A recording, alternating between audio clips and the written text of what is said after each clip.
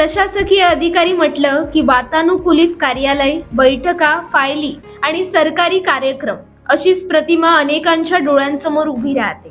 मात्र काही अधिकारी आपल्या कृतीतून ही चौकट मोडून काढतात आणि आपल्या कार्यशैलीनं वेगळी ओळख निर्माण करतात. सिंधुदुर्गच्या जिल्हाधिकारी तृप्ती धोडमिसे या अशाच एका धाडसी, साहसी आणि निसर्गप्रेमी महिला अधिकारी आहेत. रांगणा बीजारोपण मोहिमेच्या निमित्तानं जिल्हाधिकारी तृप्ती धोडमिसे यांचं एक वेगळंच रूप सर्वांना अनुभवायला मिळालं.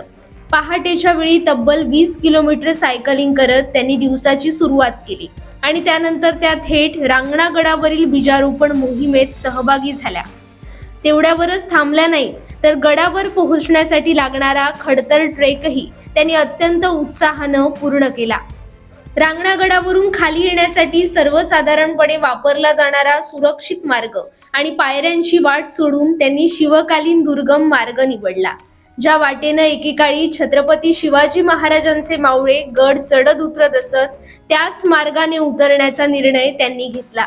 हा निर्णय केवळ साहस नव्हता, तर इतिहासाशी नाते जोडण्याचा एक प्रामाणिक प्रयत्न होता. घनदाट जंगल, खोल दऱ्या, काटेरी झुडपं आणि अनेक ठिकाणी पूर्णपणे पुसट झालेली वाट, अशा परिस्थितीत त्यांनी निवडक सहकाऱ्यांसह मार्ग शोधत गड उतरण्यास सुरुवात केली.